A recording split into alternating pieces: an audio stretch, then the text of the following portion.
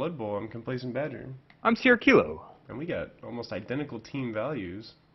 I'm pretty excited about that, man. Yeah, Stalking Dead versus Malal's Mashes.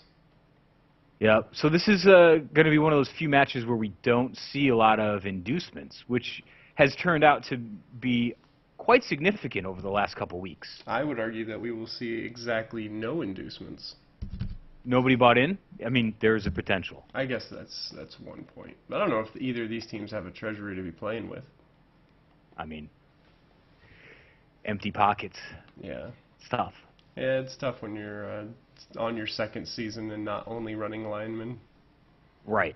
And it takes a lot of money to manage these teams properly, especially in the secondary stages of the game. Yeah, that's, as we've said a couple times, that's when team management actually comes into play.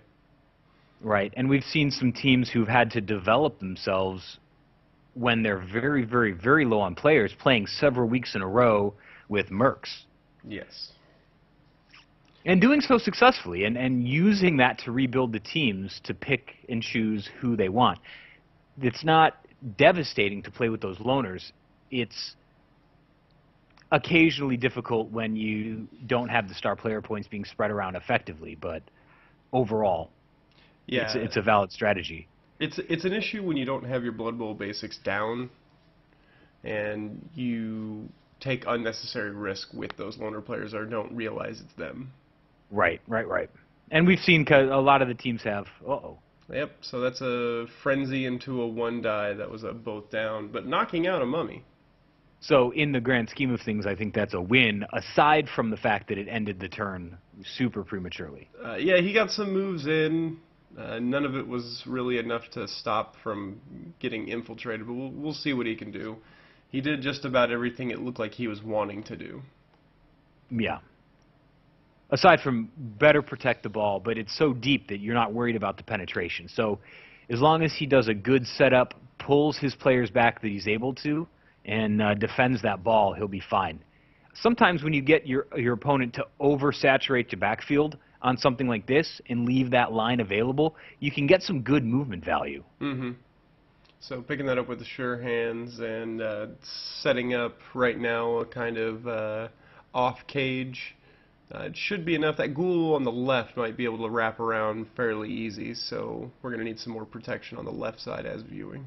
Right, but you know, if he takes away the assist, he's still really good move.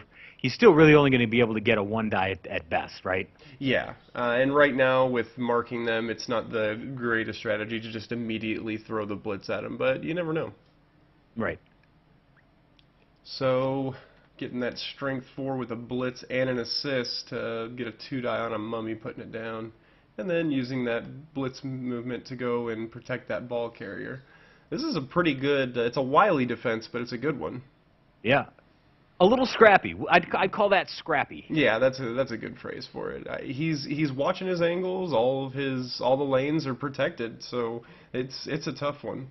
He saw it, yeah, you're right, and that's the important thing, is he saw it and mitigated it to the best of his ability. Yep, and that was very strong. He's actually, looks like the Stalking Dead are moving more to an agility defense, trying to see where the game's going to go. Right, taking control. He's got enough players in the backfield, and those 3 beastmen on the line are free as well for movement and blitzes. So if he can keep them away from that mummy, now that they are separated from the mummy, he's going to be in a good way for the rest of this half. Yeah, this is going to get interesting. He's definitely setting the pace for what this drive's going to be. And he has that strength advantage, so that's the way to go. I don't know if I would have matched him up, but that's a life decision. He's setting up the injured beastman up against the mummy just to keep it from doing anything away from the ball. I think if anything, that was one of the best plays. Just feed him one person and say, okay, there's your star player. You know, there's your 160 salary guy. Right. So we've talked about it before, that cage that's up against your opponents, but he's put his strength 4 against strength 3 characters. It's a little better. There's things that you can do to kind of make that work against the opponent, but as we just saw, that did not happen. Instead, a failed dodge is going to do a quick turnover. Right, and I think he recognized the tendency to run to the agility defense, so he was anticipating that those ghouls would be dodging away, Mm-hmm. causing rolls. You know, when you make your opponent roll, you're looking pretty good. Oof, man, and this is just a steamroller right now with this strength value. Right. Okay, so opt into maybe pull away from the mummy, kind of perhaps rethinking where he wanted to put his bodies at. But the failed dodge at the end of the turn, not a terrible thing. But that is a dead beastman. Tobias is gone. Uh-oh. And there's a tentacle coming out of the Ivan the Torrible, is it not? Yes, Ivan the Torrible did pick up tentacles before this game. Outstanding. So why don't we talk about how that'll affect everything, right? Tentacles is great, especially if you rarely utilize the player in question that has it, if they also have a high strength. For instance, for a wild animal, however, those tackle zones never get taken away, so the tentacles works as long as he's standing. Right? And what that does is it's basically a 2d6 compare strength roll, and if the player trying to dodge away does not come out on top, he's not allowed to dodge away because he can't break the grab of the tentacles. So that's a super opportunity for that character, right? Yep, it can be utilized to a great extent. Just again, just like any big guy, don't make it your main strategy. Right.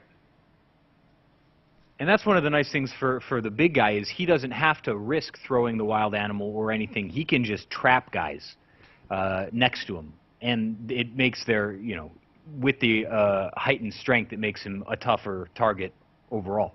Yep, that's if that's your goal for a tentacles character, it's about the only time that I'd ever give a big guy a +1 to strength, if it Right. ever comes up, just because it just makes that tentacles that much more devastating. So let's talk about this mob movement. Looking pretty good, huh?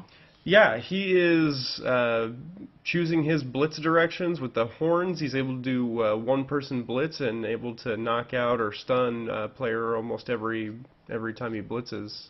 A lot of injuries, stuns, KOs. I mean, it's just raining armor pens. But you know, if you're able to get one-on-ones because of the strength 4 across the board, it's going to start penning a lot because you're Exactly right. throwing a lot of block dice. Right, and in a fairly safe manner as well. Yep, he's making sure that the ball is moving and covered prior to throwing these block dice. Ooh, Mummy is just consuming Beastman, but he's sure not helping with the ball. Right, he is so far off ball that I would stop playing into his hands. Mm-hmm. Okay, so moving one Beastman out of the way, doing a blitz to push the white out of the way and get that touchdown. Nice. A little risky, but well rewarded. I agree. Probably not the play that I would have done. I probably would have blitzed with somebody else. But honestly, if it didn't work for them, it would have been a turnover anyways. So Right. Had to re-roll no matter what. yeah. So really, the difference is just, are you that scared of losing the ball? Right. And he was in a good position. Had a lot of I think quite a significant player advantage at that point. Yeah, I agree with that. He only had 3 opposing players. So we got 2 of the Skeleton's previous players. Nice to see you guys back. Hothkar the Slayer and Sabnor. What up? That just goes to show you that there may be some dwindling numbers in the undead. Right. That they had to start bringing in the B team. Mummy's still KO'd. That's going to hurt. But he's getting another chance to roll that KO. Right. Ghoul comes back, but not the Mummy. That mummy is going to be a significant strategy maker for the teams. Having those 2 mummies there was really a prime strategy for the coach of the Stalking Dead, and having to go with just that one, that's a lot of strength disadvantage. It's one of those things that I've noted to other people, mostly with strength 4 players. But if you got 1 that's high strength, that's a nuisance. If you have 2 with high strength, that's a problem. So and I've played him, and I've learned that firsthand. yeah, so really, you're correct. The lack of mummy is going to be very tough for the Stalking Dead to keep their head above water. Right. So an aggressive lineup for the Stalking Dead, putting everybody on the line. If we're looking at the numbers, one, two, three, four, five skeleton slash zombies on the pitch. Right. So that's not a terrible way to go about it when you look at it. Well, uh-oh. So Ivan opting to go right for that mummy, utilizing that horns to get the 2-die advantage. Dangerous prospect. Had he applied a push, it would have gone into a 1-die Right. because of that white there, I believe. Yeah, it would have, but didn't work out that way. Getting a rebuttal blitz with the mummy for a 2-die. Had to use going for it because that low movement value, but it worked out. Yep. So I don't know how I feel about that being the first move of the turn. The mummies don't have loner, and it was a 2-die with no other risk behind it. I didn't see too many more crazy moves that could have, like anything too drastic. You're not going to see a lot of infiltration. He moved the ghoul later on to go mark the ball. I honestly didn't see anything that was too pressing either way, so meh. Yeah, I'm with you. That was a 50-50 to me. It wasn't overly risky, but I think that just my play style would have been cover the ball first, and then decide whether I wanted to use that blitz on that occasion. And it wasn't a bad move. I think that was having the 2-die was the safest way to go. Yeah, and it's one of those things. Do your free movements first, and if marking the ball is the free movement, then go for it. Right. So that's the second time we've seen Ivan the Terrible giving a turnover due to frenzy. That one Right. also, we can give it to Loner on that one as well. So, But and I don't know if that was really necessary or the best use of Ivan there going toe to toe with the big guys. You don't always need to do that because there's so many other options that you could be using. Going against the ball carrier or setting up a better defense instead of maybe blitzing that guy in a situation where now that he's adjacent to the ball, he becomes more of a threat.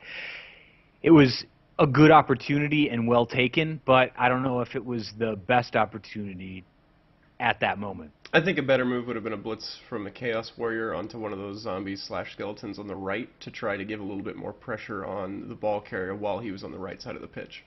That's what I'm thinking. I mean, the ball probably would have still filtered over there that way, but you could have had a noose tightening all around instead of just on the left side. Right, I'm with you. So, failed dodge over here from the white causes a turnover, giving the Malal Smashers another chance. Ivan the Terrible throwing 2 dice twice, and marking the ghoul with those tentacles. Let's see if that works like he has planned. And I think that's been the plan, is trying to get Ivan over by the ghoul. No, that's a consideration I hadn't had yet. That's a very good point. I'm always one for just throwing a blitz at him instead of trying to do the tentacles thing, but I'm down.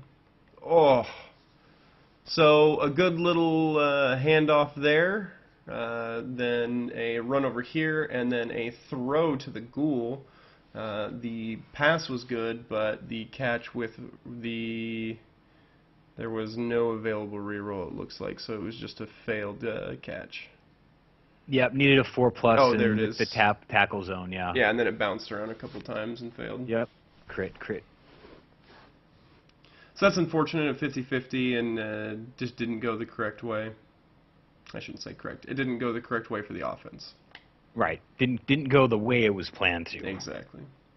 So, quick little blitz, move around there. That was I still think that was a nice play. Yeah. There was lanes open. You had a lot of guys that were 1-to-1 that weren't really doing a lot to stop the play. I'm talking specifically about Malal's Smashers. So left a huge opening and came down to a 50% chance of touchdown.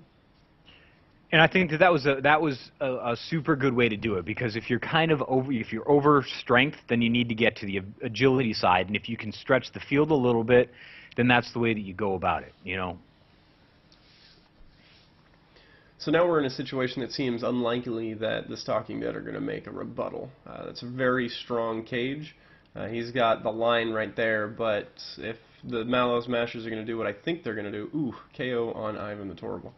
But if Malal Smashers are going to do what I think they're going to do, is they're just going to wind down time as they slowly chug over to the end zone.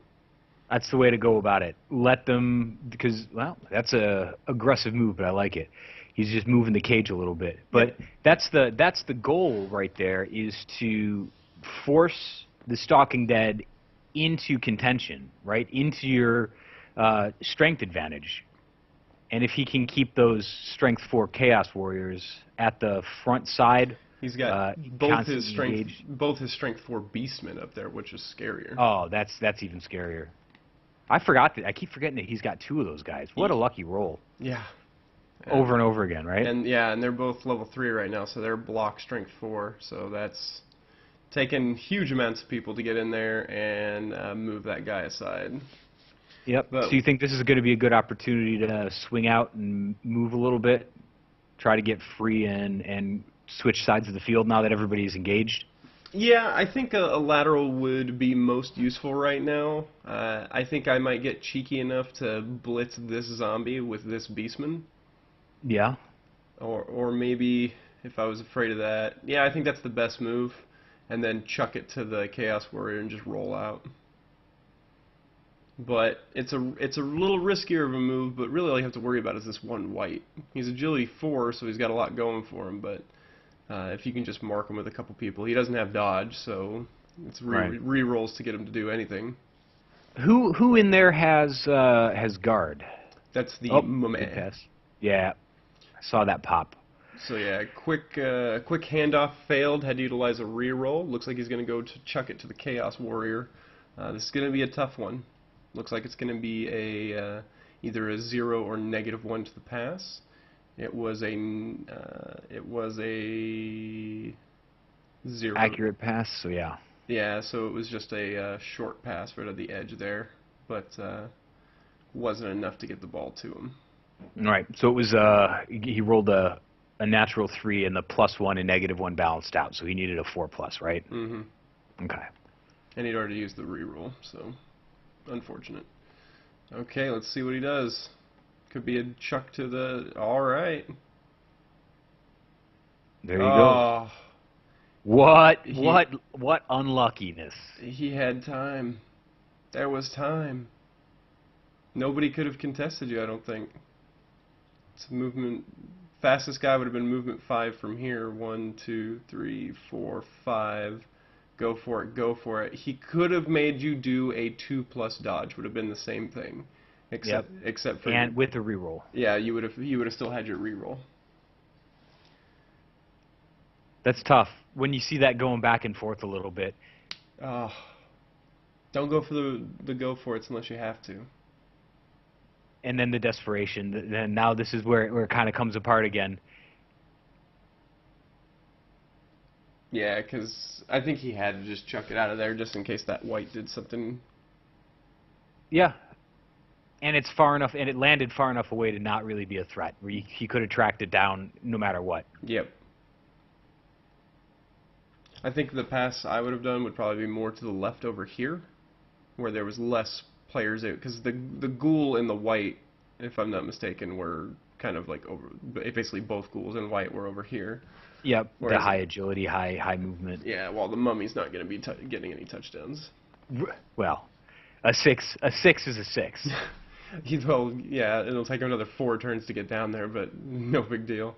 No big deal. Going for it, right? So the agility 4 character just failed a dodge, and that's what caused the turnover. Malal marking as much as he can. Let's see if he can get some pressure on this ghoul, because that's he's not gonna he won't be able to get a touchdown without a pass. Here's the This is a fairly balanced match. I'm really pleased with how both players are kind of combating the strategies that the other opponent is bringing to them. You know what I mean? I really I'm not seeing a lot of. I really like the focus on the ball. Yeah. All right. Just failing all of those, huh? Yep. So there goes that catch. First one was off by 1, second one was off by 2. And that's no fun. Yeah. And then I believe this is where, right here on Malal's Master's turn, is where the Stalking Dead's coach crashed. Oh, really? Yep, so it counted the game as a forfeit for the Stalking Dead. Ah, it sucks. Yeah, getting to basically the last 4 minutes of the game and then your internet crashing. That's kind of tough for his particular location in the world. The Yeah. internet is not as reliable as it could be. So I guess the decision was not to replay it. Just couldn't make a rematch happen. I think it was a combination of not wanting to, because the game was completely played and it was basically decided who won. Yeah. There was no question on who won. Okay. And a combination of just not having really another 2 hours to play anytime soon. And that's fair. Hey, and we accept that. And I think that both coaches will be you can't be displeased with how the game went. It was a good strategy. Those catches for the Stalking Dead, just not being able to get a hand on that ball, was I think what made the difference. Being a little greedy with that going for it was the only like glaringly negative that I have for the game. Other than that, both players attempted to move the ball in a very efficient manner and paid attention to where their opponents were on the pitch the entire time. I saw good strategy, good direction, and a focus on trying to get touchdowns each and every time that they had the ball. Yeah, the only two things that I probably have for Malal's Mashers is one, I think there was a little bit too much focus on hitting the mummies with Ivan. I know there was probably a grand scheme to it, but putting any of your bets on a big guy, you're gonna end up causing turnovers. That's just as simple as that. And then for that last drive that you had, you kind of had an option to do a lateral, but I think the safest bet, for all things considered, would have just been to kind of batten down the hatches and weather the storm. You almost had the game get tied on you about 3 times because you opened yourself up and tried to get a little crazy in there. And that's the only thing I would go for that. For the Stalking Dead, I couldn't really see anything that they did wrong. I mean, there was just really no avenues for them to get in once they lost that mummy. They just didn't have the strength to break into those cages. Yep, I'm with you. I think all of your observations are on point, and I would like to like reiterate the using your big guy against a big guy when it really wasn't as necessary as maybe what you see and what I see in retrospect are different. But compared to last week, I think this was a super good game. Yeah, I agree. I think both teams played pretty well. Right, great job. Yep, later.